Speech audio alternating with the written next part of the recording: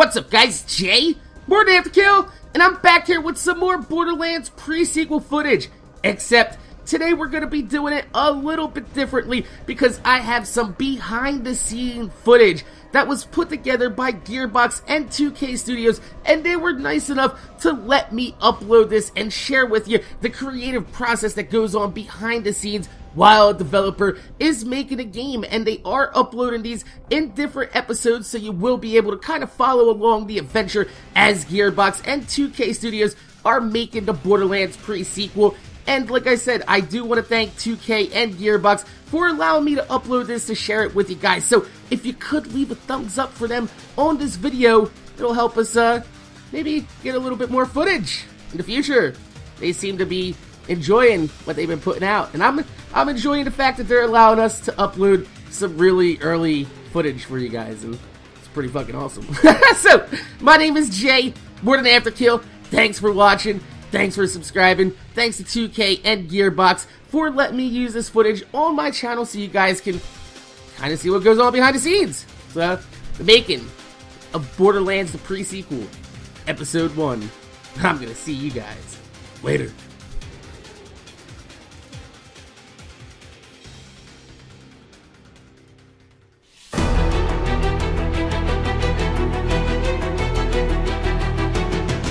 When a game gets announced, your first feeling is, okay, are people going to like this? Are people going to get excited about this? You've got a secret. You know, a little bit of a secret, and you want to share it with everybody because everyone's going to be super excited once it comes out. The atmosphere in the office is just incredibly hectic. I had a little bit of anxiety because that's normal, because that's what happens when you're about to announce something. Everybody here is excited about this. The real question is, are they going to appreciate it for what it is?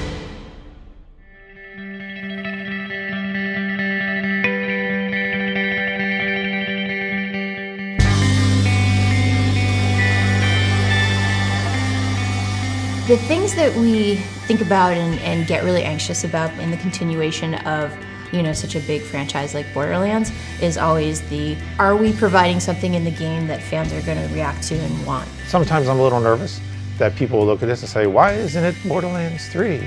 Because we wanted to tell more stories that take place in the world that's here. And also between Borderlands 1 and Borderlands 2, we're trying to give them something for everyone who still has their consoles and still wants to play more Borderlands, you know? I have no idea. Because I know we wanted to do something with the Bandit Bus. That was always the intent there, was that they made something. This takes place chronologically after Borderlands 1. That could literally be the blue bus from Borderlands 1. They just stole it, or whoever. Okay. The idea that they somehow got a hold of that bus and then threw bandit crap on top of it is pretty good. The idea for the pre-sequel basically came about where Randy Pitchford worked something out with 2K where we wanted to make another Borderlands game, but also wanted to be able to work with 2K Australia to make it, basically, something that we wouldn't make entirely internally. They'd finished up BioShock Infinite, and they had some bandwidth. They wanted to know what their next big adventure was. We felt like there was just a lot more that we could be doing in the Borderlands universe, and the idea of another standalone experience had come up. It really came from a sort of mutual momentum to the logical place of what can we do that would be fun and cool, tell a cool story, and let us work with these really great guys in Australia.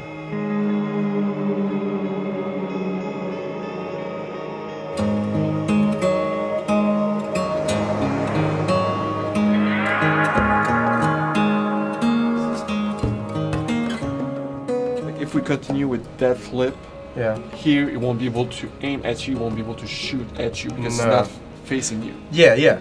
Well, that's fine though, because that was the original problem that we were having. If we tried to turn him around, he would wig out of it. The AI component only supports 3. That's so what I start, a loop, and an end. So unless Pat codes in something specifically for it to support 4 animations, so it looks good, we need it in 3 parts. But that's why I was saying you could... 2K Australia was actually formed as Irrational Games Australia way back in 1999. We're celebrating our 15-year anniversary this year. Same as Gearbox, it's a kind of a funny coincidence. We just kind of wrapped up 10 years of development on BioShock 1, 2 and BioShock Infinite last year, and that's when we came about working on this game, Borderlands the Presequel. The way it generally works is I think a lot of the design and narrative stuff is handled over here. We have a lot of really talented art guys over in Dallas who handle a lot of the direction, which we then kind of implement over here.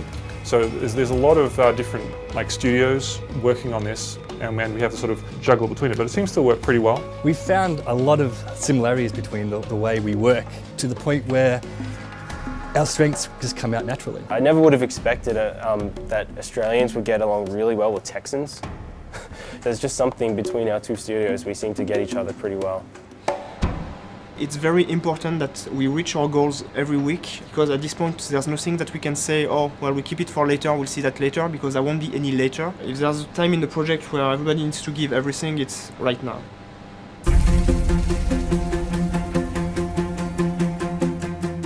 Gearbox is enabling Australia to really bring their creative vision to it, but Australia is respecting the experience and everything that Gearbox has done to build the brand. I mean, I am happy to take some credit for Borderlands generally existing. I'm actually really proud of that, but it doesn't exist without Gearbox and the team, the people, and there's some really cool stuff that shows up every day. You go peek over someone's shoulder when you're in the designer room and see somebody building something that I never thought of, never imagined. It's two great teams working on this project, doing some really, really fun and cool stuff.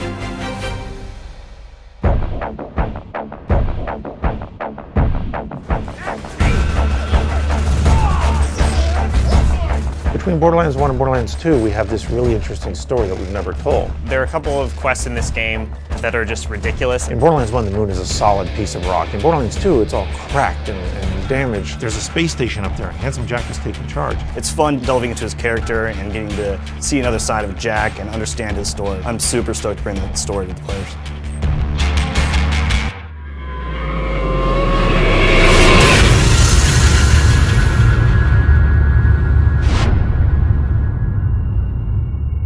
You coming?